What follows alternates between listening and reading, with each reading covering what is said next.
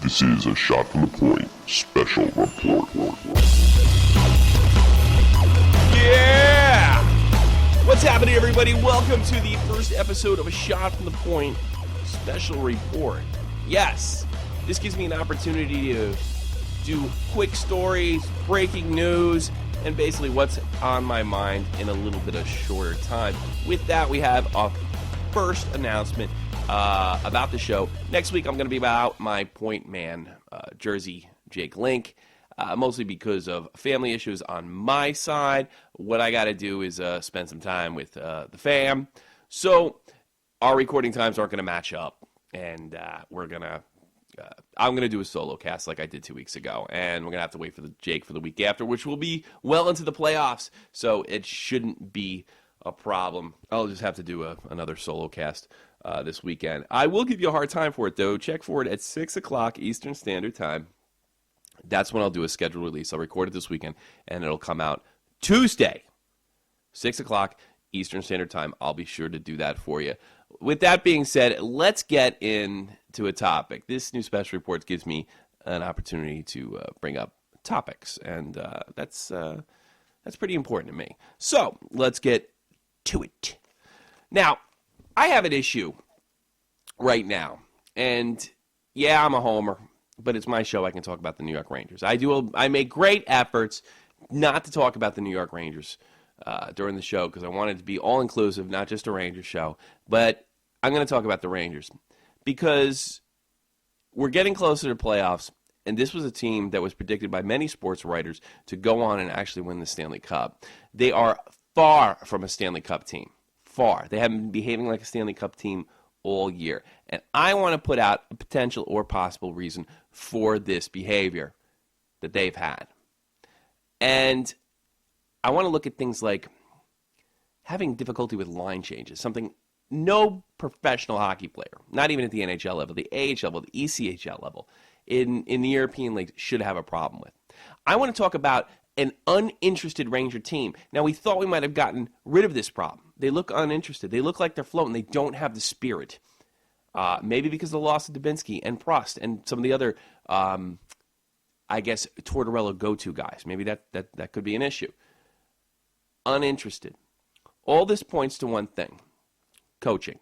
Now, before you guys scream and yell and say that I'm going to call for John Tortorella's head, I'm not. I'm simply proposing a question. Has John Tortorella lost control of this hockey team? The discipline has not been there. The spirit has not been there. Yes, they've lost the players. But Ryan Callahan shows up every night. Henrik Lundqvist shows up every night. And I'm going to leave the new guys off the hook. I don't think it's, really fair to start bashing them just yet. But if a team can't make a line change, if they seem uninterested, have they lost faith in the coach's system?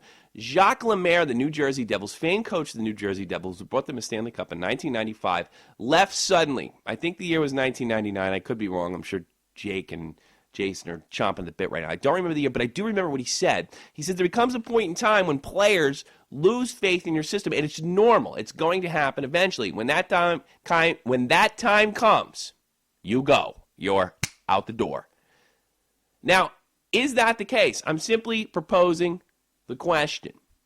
Now, John Tortorella is he's a working class hero to me. He sticks it to the people that I can't stand the most, and that's the New York media and basically the media in general.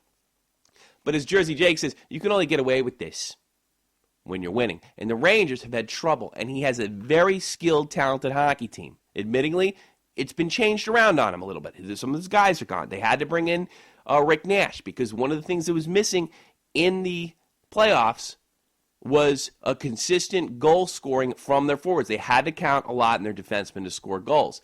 And Gaborik and Richards don't seem to be able to do it consistently. That's why Gaborik's gone, and more than likely Richards will be gone at the end of the season. Now, having said all that, is it Mr. Tortorella's fault? It really, perfectly honestly, it doesn't matter if it's his fault. If the team is not responding, then he has to go. There's no two ways about it. Whether it's the player's fault or not, if it's the player's fault, it doesn't matter who they bring in.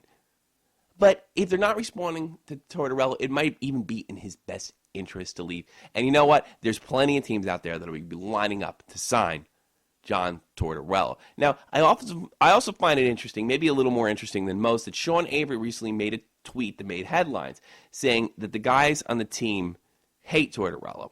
Now, this was rebuked by one captain of the New York Rangers, Ryan Callahan, but that's exactly what you're supposed to do. Avery's got no business getting involved in this team. He's not a part of this team, and he might not be the best sort because he's disgruntled. But is he telling the truth? Now, we have no way of finding out whether he's ever telling the truth about anything. But it is interesting, and he was a big part of this team at one time, not too long ago. Is there a problem in the locker room? Is there friction between these players? Do they not want to play for him? If that is the case, Mr. Tortorella's got to go. Now, I don't know what the case is, and the reason I'm bringing this up, because I want to hear from you. I want to hear if I'm on to something. Has this team lost its way? Has it lost discipline? Even if they make the playoffs, what are the odds of them getting by any of the teams in the Eastern Conference? Is it even mildly realistic? Should we start considering John Tortorella going? And let me tell you something.